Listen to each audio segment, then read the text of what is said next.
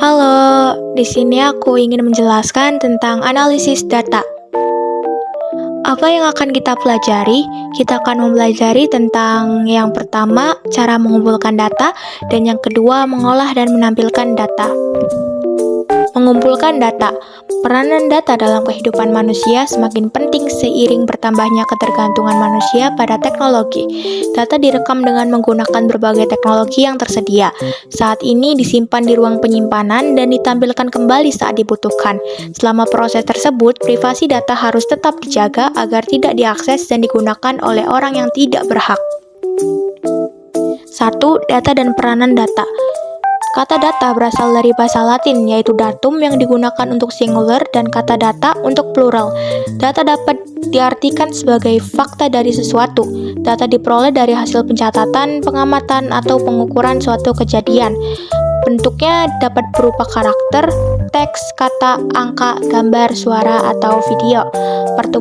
Pertambahan jumlah data yang demikian besar disebabkan saat ini ada banyak aplikasi teknologi informasi yang penggunanya melibatkan banyak data, mengupload status dan foto-foto ke media sosial, melakukan jual beli di internet, dan memesan ojek online merupakan beberapa contoh bagaimana kegiatan penggunaan menambahkan data yang ada. A. Internet. Internet adalah sumber informasi yang tidak terbatas. Pengguna dapat menemukan informasi apapun di internet. B. Media sosial. Media sosial merupakan salah satu produsen data sekaligus pengguna data yang paling besar. Media sosial menjadi tempat bagi pengguna untuk berinteraksi satu dengan yang lain. C. Komunikasi. Komunikasi yang dilakukan oleh pengguna teknologi setiap hari menjadi salah satu penyumbang data saat ini. Menurut data, setiap menit ada 16 juta persen teks, 156 juta email, dan lebih dari 100 juta spam email yang dikirimkan. D. CCTV. Penggunaan teknologi CCTV atau Closed Circuit Television semakin luas terutama untuk tujuan keamanan baik di lingkungan pribadi maupun ruang publik. E. Sistem informasi organisasi. Setiap transaksi yang terjadi di sistem informasi organisasi dicatat dan disimpan sebagai data di dalam sistem. Kemudian data tersebut akan digunakan untuk mendukung operasional dan pengambilan keputusan oleh manajemen. F. Internet of Things. Internet of Things atau IoT adalah teknologi yang memungkinkan berbagai perangkat terhubung ke jaringan internet, di mana perangkat tersebut memiliki kemampuan untuk mengirimkan dan menerima data. 2. Berbagai teknologi untuk mengumpulkan data. Teknologi saat ini memungkinkan data dikumpulkan secara kontinu dan otomatis. Kontinu artinya data direkam secara terus-menerus, sedangkan otomatis artinya data direkam oleh perangkat tertentu, masuk ke dalam sistem dan disimpan di ruang penyimpanan tanpa intervensi dari seseorang. Berdasarkan peran pengguna, proses pengumpulan data dapat dikategorikan menjadi pengumpulan data aktif dan pengumpulan data pasif. Pengumpulan data aktif artinya proses pengumpulan data akan terjadi jika ada pengguna yang aktif untuk berpartisipasi. Sedangkan proses pengumpulan data pasif adalah proses pengumpulan data yang dilakukan tanpa melibatkan orang tertentu.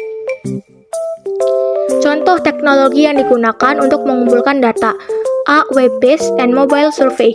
Teknologi ini digunakan untuk mendapatkan tanggapan, pemikiran, keinginan, atau kebiasaan subjek yang disurvei melalui halaman web atau aplikasi mobile. B. Pelacakan GPS. Pelacakan GPS adalah proses pengumpulan data dengan melacak dan merekam posisi orang atau benda tertentu secara real time. Data pelacakan digunakan untuk berbagai keperluan. C. Teknologi pelacakan web atau web tracking. Teknologi pelacakan web bekerja seperti halnya cookies yang memungkinkan peneliti memantau aktivitas seseorang. D. Chatbot. Chatbot adalah teknologi berupa program yang dilengkapi teknologi kecerdasan buatan atau artificial intelligence. E. fMRI dan EEG. Functional Magnetic Resonance Imaging atau fMRI adalah teknologi yang digunakan untuk memonitor perubahan dan respons dari bagian-bagian tertentu otak. F. Response galvanik kulit atau galvanic skin response. Ketika tubuh atau pikiran manusia mendapatkan stimulus, tubuh akan mengalami reaksi kimia tertentu yang akan menghasilkan sinyal listrik disebut GSR. G. Teknologi eye tracking.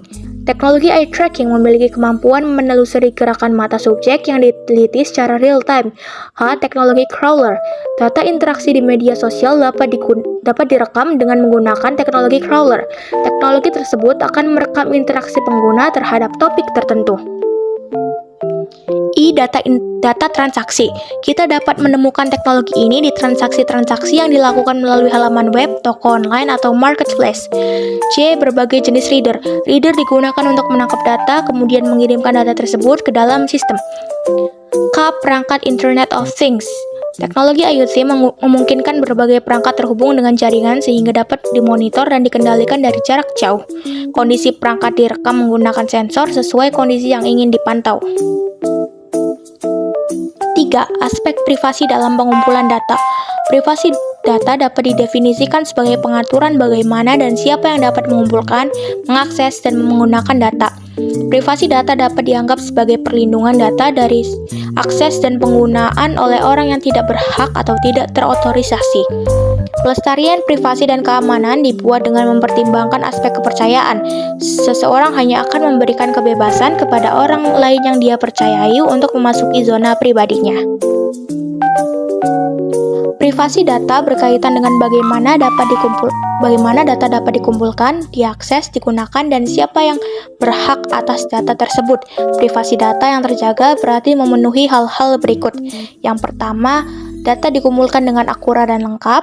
Kedua, data bebas dari penggunaan yang tidak pada tempatnya. Ketiga, data bebas dari akses yang tidak terotorisasi, terutama data pribadi. Keempat, ketersediaan konten data untuk diakses dan data dimiliki dengan sah secara hukum. Dan yang terakhir, data dapat diperiksa, diperbarui, atau diperbaiki oleh orang yang berhak. B. Mengolah dan menampilkan data. Data digunakan untuk berbagai keperluan, salah satunya adalah dianalisis untuk keperluan pengambilan keputusan.